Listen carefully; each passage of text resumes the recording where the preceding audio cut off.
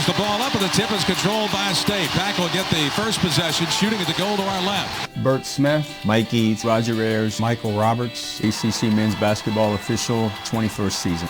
I've been officiating for 22 years. Men's basketball official for 27 years. Officiating since 1993.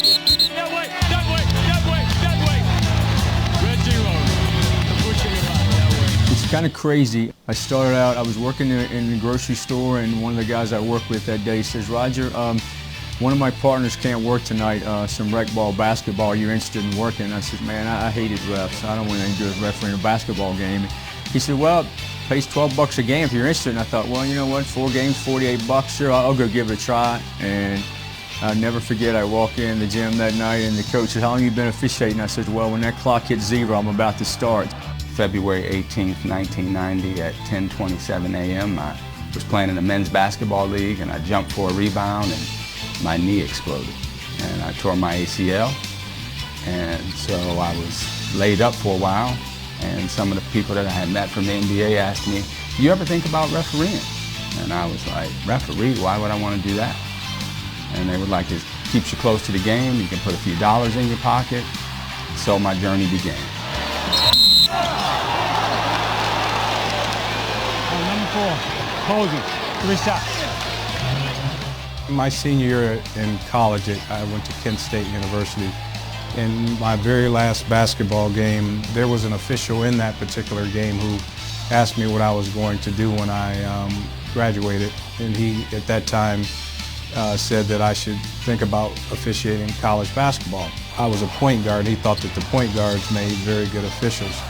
So 8 years after that conversation with him, I decided to pursue officiating. I started refereeing just to get some extra money, and did that at the Princeton Rec Center in my hometown, refereeing 3rd and 4th and 5th and 6th grade boys and girls. I kind of got hooked, and got hooked up with the local high school association, and from there I really got bit by the referee bug, started going to some camps, and things just kind of took off from there.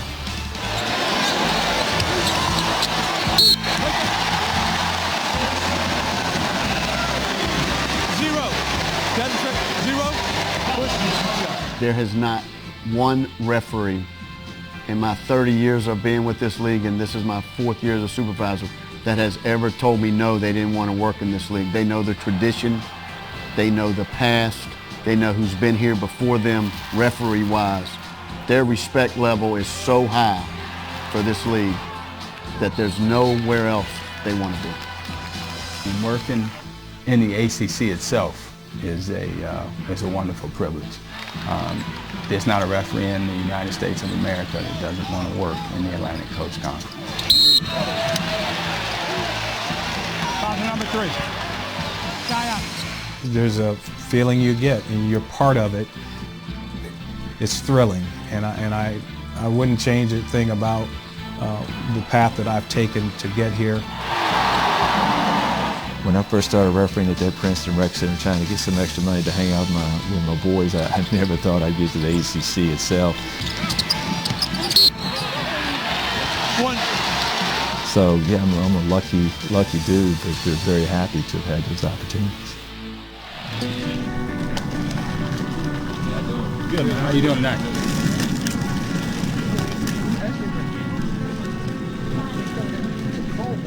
I usually get to the game about 2 hours before.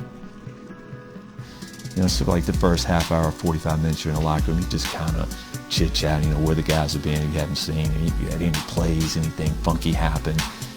You know, we'll talk about rules that come up, or you know, some unique things that maybe you've had. There's 34 seconds left in the first half. The guard shoots too fast. Instead of letting the clock wind down, with the few seconds left, Team B comes down, they try to run a quick set, they end up missing, half is over. One of us comes to the other and says, hey man, that dude that fell down in the middle of the floor, I think we should go look at it. If you looked at it and saw that it was a flagrant one, all teams have already gone to the dressing room, how would you administer it? Make sure we know shot clock, game clock, the whole game. Make sure that when it changes, that all 3 of you peek up there okay? And see what it is when it's touched in bounds, what the difference is. So that if we do have an issue and we have a shot clock go off early, you know what it started at, and if you look up there and there's only 20 seconds come off, then we can kill it and we can go over there and fix it. The 45-minute mark, the table crew from the arena will come in with the DV Sport replay guy. So what happens there is, I'll talk to the shot clock guy, I'll talk to the game clock, I'll talk to the shot clock. Any issues they've had in previous games, anything we need to know about. If you see 6 on the court, or the wrong shooter, or something just doesn't look right, just hit the horn, let us know, bring it. You will not hurt our feelings. We'd rather you do it and get our attention. So we look forward to it. Let's have a great game, all right? Thanks for coming in. We appreciate what you do. And then once they leave, I do another 10 minutes or so of stretching. Then I put on my uniform, and then it's time to get out on the floor for our 20 minutes pre-game activities. 100%.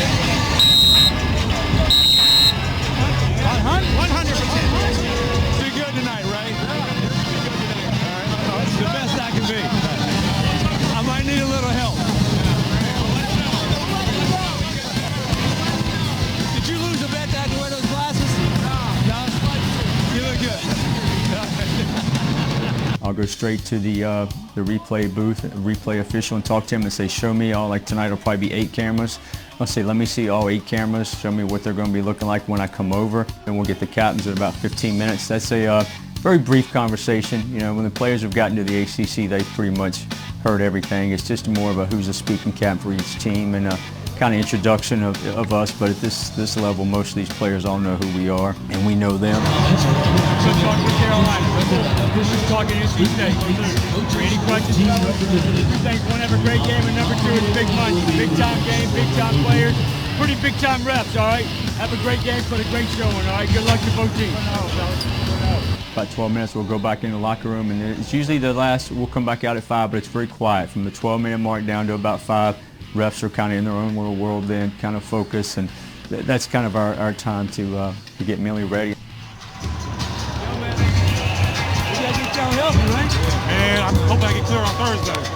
Hopefully, yeah. Good luck. How about you? 4 minutes, we're back on the court, and it's time to throw it up, and that's what all the hype's about. That's what everybody's there to see is the 2 teams play, and we just try to stay out of the way and get all the plays right, and hopefully nobody even notices we're on the game. All right, dude, let's knock this out, brother. Have a great game.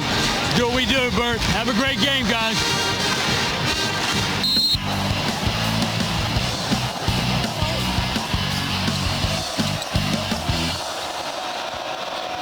Good.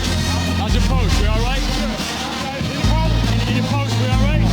We're trying to let you play. I am an over-communicator. I've probably talked more in the ACC than any other official, but I use that to my advantage. This way, 5.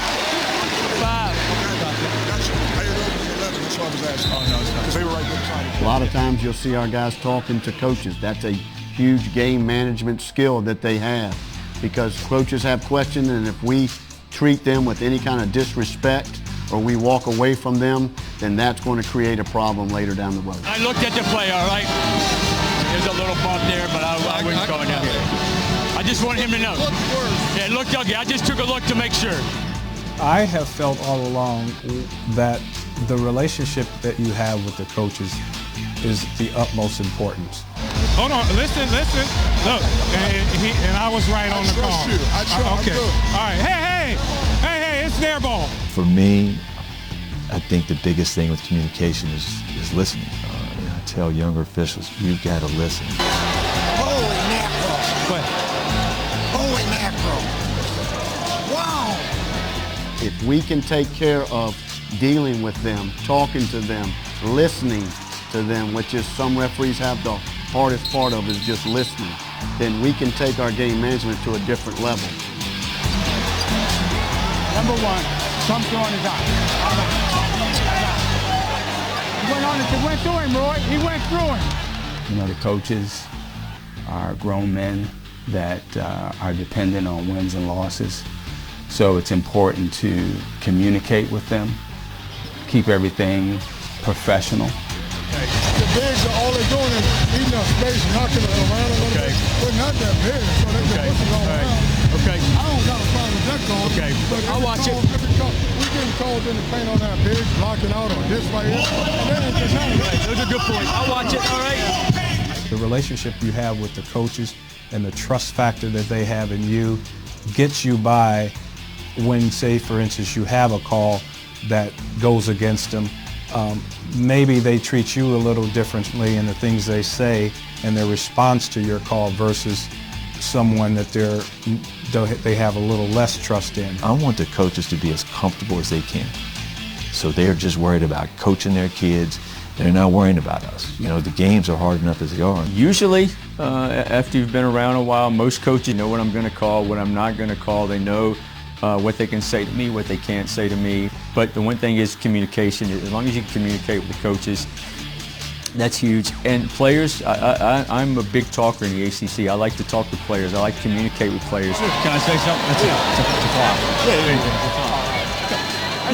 You of all people. Don't flop. It's a flop. No contact. It's a flop, if anything. Things happen on the floor that even the three of us out there, we may not see. So any information they can give me to help me officiate the game, the better. Can I talk to you? When he's trying to cut, you're all up in him like this. You gotta get it. When they do, I will get it. Oh, yeah. I will get it. All right. Hold it. This game is about those young men out there. So when you have conversations with them, you know, you want to make them feel at ease, but you want to let them know that, hey, I'm not always right. Come and tell me what you saw. I'll tell you what I had, and then bang, everything flows a lot better. So you don't want them to have to worry about officiating. Right here. Right here. Stop. Throws it. They get hooked up, right?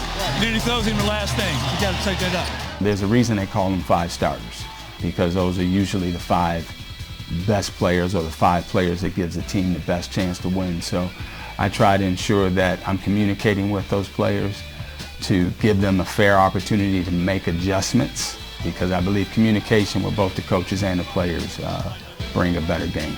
Hey, just don't lean on me. I got just if he knocks the crap out of you, just let me see that, all right?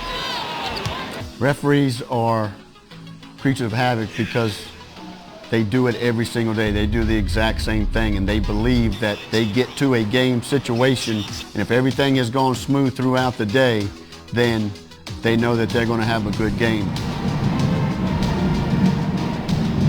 They get up at a certain time every single day. Normally it's the same time. All their flights are probably within 30 minutes every single day. My daily routine is I take the first flight of the morning. That allows me to have backups in the event of off-schedule operations with the airlines. They want to make sure they get there so they don't have any stress. They don't want to miss their workout. They don't want to miss lunch. They don't want to miss their nap.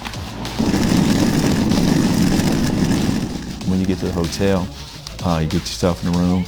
If guys are in the same place, they usually get together for lunch. Then after lunch, you go back to your room, get a nap. You want to make sure you're getting the proper rest as much as you can, especially, as I said, when you're doing 3, 4, and 5 games a week. So I think that's one of the major reasons why guys have a routine, because of that factor alone. It's important that we get our rest so we can be mentally focused once the ball is thrown up. Sweet home. I get to the town, and we'll either pick up my rental car or get a hotel shuttle to the property, hoping that my room is ready for me early in the morning. Then I'll get myself unpacked and settled, try to get some exercise. Our guys work out all the time. It's of utmost importance for them to be in great shape, because they know that if they're in shape, they're going to get through a season. As we age and get older, you know, the one thing that never changes is the kids every year stay 18 to 22. It's important for me to maintain a physical regimen 12 months a year. You know, I'm not 19 or 20 anymore, so I push myself. I want to still look like an athlete. I want to run like an athlete. I want to stay in shape. I got to do whatever I possibly can to keep up with these guys. So, but it's a challenge every night.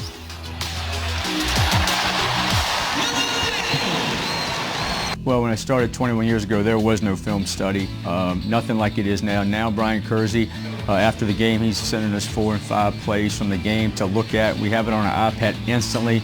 Daily film study makes our referees better. It lets them see their positioning. It lets them see their body language. It lets them see where they are when they make a foul call on the floor, if they have a straight line look or if they have an open look. Well, with the film doesn't lie. It's going to tell you the truth. And so in reviewing the game film, that allows us to see areas of opportunity, whether it's positioning, whether it's call selectivity, whether it's letting the play start, develop, and finish. But the video doesn't lie, so it's a great tool to help enhance our performance. You know, for 4.5 months, this is like our job. You hear the perception sometimes, oh, they referee a game and then they just move on to the next game. Well, we do, just like everyone else moves on to the next day at their job. But you take, you know, the lessons you've learned from the previous day, good or bad, and you try to learn and build on them. Thanks, guys. Off to the airport to catch a 5 a.m. flight. Take care. This will be a spot throw-in. He gets it into Robinson. Robinson is hacked. Red 10! It's a hold! 2 shots! That'll be his third foul. Call the obvious. And when we call the obvious, that means that the person at the top of the arena goes, that was a foul. People want to see the players play basketball. They don't want to see a game that's, you know, a bunch of fouls. We stress to all of our guys to talk to players. Talk to post-play early in the game when it's getting rough, to try and talk them to just loosen up and get out of fouls. Let them know what limits we're going to give them. You good? Okay, guys, relax. I'll be right there. 2 shots. What happened? Watch your elbow. Okay, I'm outside, but I'll watch, all right? I'll try to talk to players early in the game. If they're in the lane for 3 seconds or borderline 3 seconds, anyone can blow the whistle and say 3-second call. I'm like, get out of the lane, get out of the lane. Get out! Easy, easy, fellas, easy. And then they know, because you're 5, 6, 8, 10 feet away, they know you're talking to them, so they kind of ease up. No hands, no hands! If there are a lot of violations of the rules, then we do what we have to do, and that's blow the whistle. But if I can talk to one of the players and tell him, hey, you know, last trip down, you were close on an illegal screen. You got to come to a complete stop. Hey, don't get nothing cheap. Go straight in, all right? Go straight in. Here we go. Instead of putting the second or third foul on the best player for a hand check, I may say, watch your hands, get your hands. I give them an opportunity to back off. No hand, no hand, no hand! So where a play may be starting to escalate in the post, you say something, it brings it back down, keeps the game flowing, so there's not a foul. Didn't you take a charge down there? One of you guys just took one summer type play like that. If I can get near the coach and say, hey, look, I just told number 15, watch his screens, then at that point, everybody's on the same page. So if I have to blow the whistle, then they say, hey, we've been warned about that. One of the things that was told to me early in my career, only blow the whistle when you're right. If it's not right and you don't see what you think you see, don't blow what you don't think you see, blow what you see. Missed calls are hard. It's hard on the referee. They know when they miss it. They have to learn from that mistake. It's rare that you see one of our guys miss the same play twice. Experience pays off. When you know you're wrong on a play, there's nothing wrong with telling the coach, Coach, I missed that play. Most coaches realize, you know what, it takes a man to say, I just missed this play, when everybody in this arena is booing me and screaming and cussing at me, and I went over and said I missed the play. We know, officials know when you miss a call. Just turn around, I'm not going to make a big deal, but that's all he did. I got you, okay. If that's what happened, then that's a bad, my bad. He didn't do any of this. That's a turnover on my part, if that's all he did. If you go over there and you've missed a play and you try to give them some bogus excuse, oh my God, you've lit up a hornet's nest. No official out there has ever worked a perfect game. So if you're going to work at this level of college basketball, you got to have thick skin, you got to move on, you got to realize you're going to make mistakes. And I'm still looking for the perfect game. When I get it, I'll walk away and retire. 21. That's 21. It's illegal screen that way. Kevin, it's obvious. Big time game, man. Let's put on the show tonight. Good? No flops, no hook and hold. Anything? I'll put that ball in tonight. All right, fellas. Have a great game. When I get my schedule, I look at 2 things. 1, what's the game? And number 2, who's the crew? We've been on this journey together. You know, some of the guys that have been in the conference for several years We've known each other. We've grown up in this business together. Hey, Mike, where you at, man? Hey, I am about, 5 minutes from the hotel. Okay, good deal. What time do you want to meet up for lunch? We'll meet at 12. So you're at the Residence Inn, right? Yeah, I'm right. I'll walk over here. We'll meet here at 12 noon in the lobby. Okay, sounds good, and then we'll roll to lunch. All right, buddy. Travel safe. Bring your wallet. All right, fellas. All right, man. All right, man. Look forward to seeing you. All right, later. Bye-bye. When I was on the floor refereeing, the guys that I refereed were very important to me, and it was very much needed that we hang out, we need to talk to each other, we need to have lunch, we need to break down film after the games or relax for a little while just to get to know each other, because the better you get along with each other, then it made us better as a team when we went out there to referee. Everybody's jockeying, everybody's trying to get those wins. All the road teams think they can win. All the home teams are trying to defend.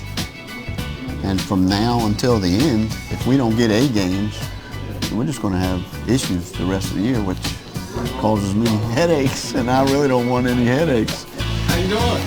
Moving sexy. Good to see you. Good to see you. All right. The bond we share is like any other team sport.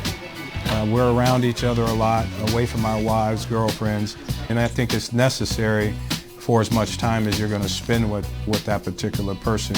Hopefully we don't get booed like we did there Saturday on the leg kickout. Did you say we? Well, it was a crew. We're together. Oh my God. You were coming off.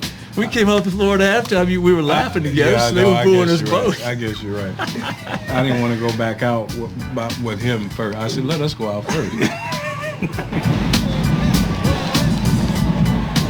The more time you spend with one another, you develop a bond, obviously, and then that bond carries over, and trust carries over onto the court when you're officiating tough games with tough coaches and things of that nature. And that brotherhood is guys that you can talk to with the the good and bad and the questions and concerns and the ups and downs that you have, and that's great to have.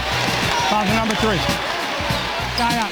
It's like any business, anything in life. If you're with someone you just met, and you don't really know them, you got to go out tonight in front of 15,000 people and perform. It's a little nerve-wracking, but when I look across the court and see Mike Eads and Bert Smith, there's that familiarity with each other. I know what they're going to do before they do it. They know what I'm going to do before I do it. Some great no calls. I mean, I thought some of our best plays were no calls. Yeah. That one in that transition, he goes through the kid to get to the ball. What's that now? On the breakaway?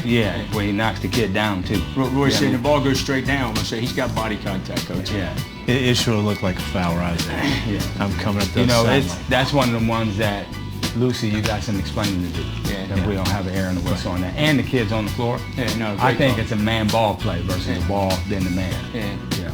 So when you're out on that floor, you're a team, and you don't have a lot of people in your corner in that gym that night. So having those guys you can look over at, and you're like, man, I know that guy's got my back, and I definitely have his. That's a good thing to have going forward. Back to the hotel.